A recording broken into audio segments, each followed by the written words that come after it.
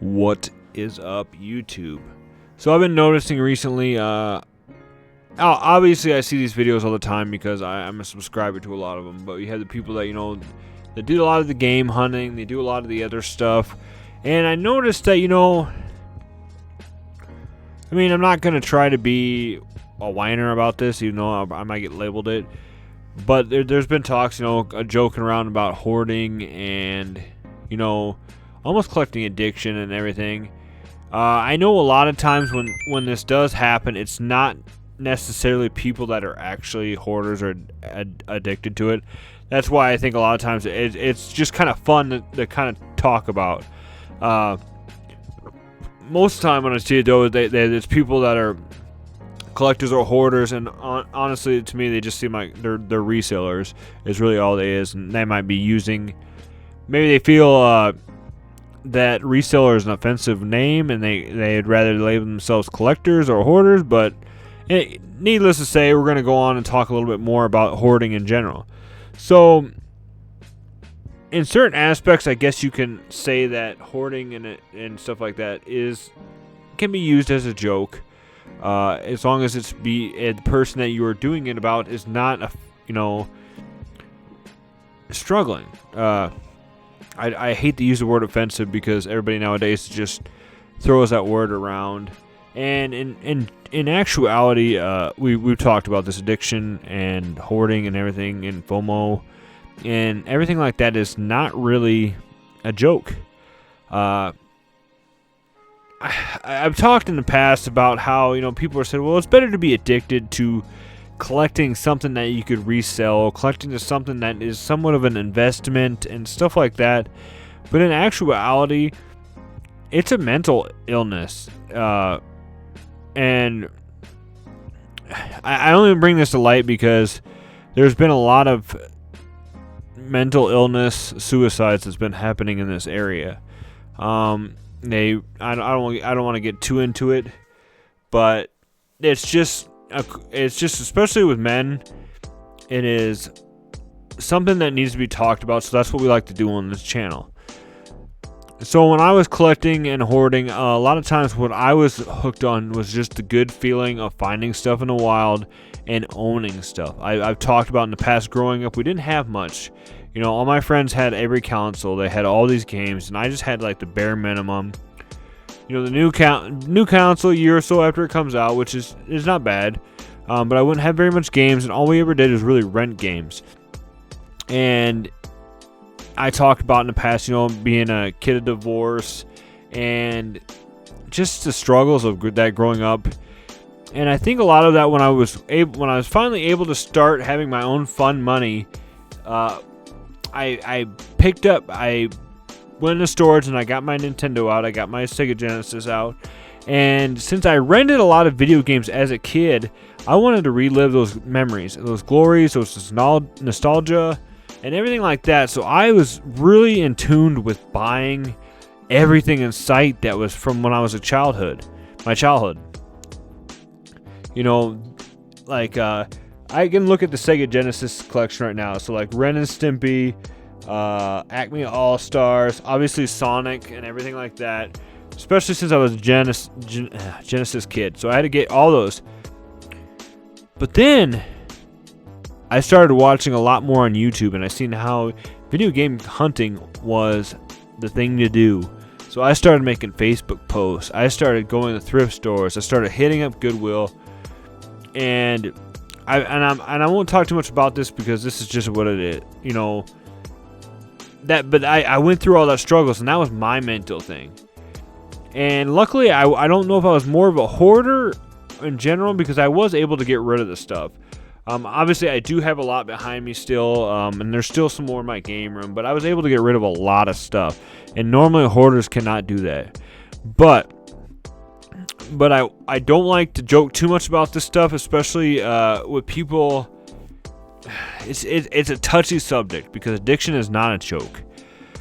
Like I said, people will try to tell you that, at least you're collecting something you can resell, but it doesn't always end that way.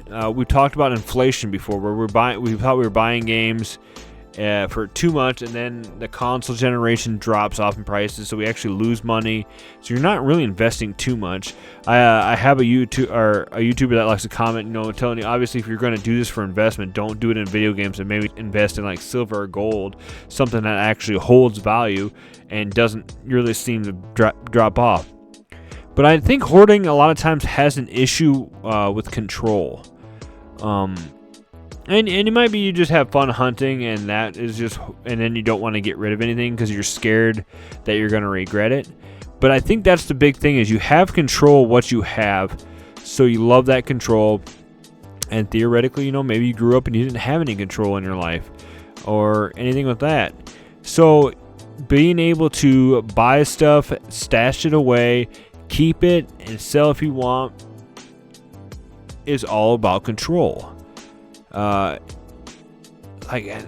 life is really about loss of control. So that's something maybe people feel the need that they, can control this and everything with that. So they're going to control their collection. They're going to control their hoarding. Control. Now, the sad part about this is people, I don't think, really ever notice how bad it gets until it's too late. And the main reason we talk about that on the channel now is people are not aware that this is a problem. Like I've talked, my wife's pointed it out in the past when I was buying stuff, and she's like, do you really need that game? Are you going to play that game? Or I'd be at a garage sale and I'd come back with a stack of games. It'd be sports titles, whatever, just because I had to grab something. And it was just like, do you really need that? And then I'd honestly tell her, yeah, I'm trying to beef up my PS2 collection or stuff like that. And she just kind of go, okay. And, it's one of those things. We're not aware of it. Now, I talked in the past about how RGT85 dropped a video about how he was selling his retro game collection. Now, say what you will about him. I know a lot of his videos I'm not a fan of, especially since most of it's just a cash grab.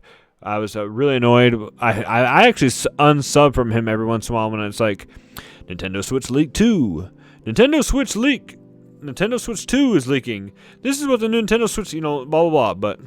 But when he sold his collection and he talked about, just getting rid of it and not knowing why he wanted it anymore, I was very influenced by that. And it really took me looking back at myself. And, I started doing these videos talking about that. I was like, I'm addicted to collecting video games. And I have other videos, talking about, too, getting rid of the games and also just the mentalness that comes with it. And it's a struggle. I set rules for myself, and I set guidelines, and I set goals to try and stop myself from just massively buying again. Now, I usually kept my money within means. I didn't usually overextend too much. I did pretty good on not using credit cards for games and stuff. But it still was just kind of like, yeah. And it was so relieving getting rid of all that stuff. And even having a bunch of credit now at a game store that I was able to, buy my youngest on a PS4. And I was able to, just kind of have that little nest egg on the side there in case I ever want to buy like an Xbox Series X or something. But we talked about, it just I don't know, it just rubbed me wrong the one day, and I left a note in my video ideas about people seeming to glorify the hoarding, and it might be a defense mechanism that they are really actually ashamed about it. They feel guilty about it, so they just joke about it, and I understand that because a lot of times my defense mechanism in the past has been humor. If I felt sad about something, if I felt offended by something, or if I, wanted to be mean to somebody but I couldn't, so then I'd say it, and then I'd feel bad, and so then I'd throw out jokes to try and make them feel better, not setting boundaries and everything. And I think that's really what I just wanted to bring awareness that, when you're joking about stuff like this, just be careful who you're joking about it to. Obviously, if it's people that aren't, having a problem with it, then not. But maybe just ask people every once in a while. It's like, in a nice tone. You don't have to be like, dude, you're addicted to that. But some people need that. Some people have to get tough love before they finally see an issue there. And now I'm just randomly talking about stuff, dragging this video out, and I'm sure there'll be somebody in the comments that, hey, your video is just going around in circles, and which it is, and that's how it, it's. I don't talk about being an expert. I don't talk about, and I've said in the past, I don't write scripts. I go on here, I just be honest, and I just start talking. So, yeah, and like I said, I don't like throwing around the offended term a lot because it just seems like that's how everybody just says it nowadays is just, just shut up. You're offended. Stop being offended by everything, blah, blah, blah. And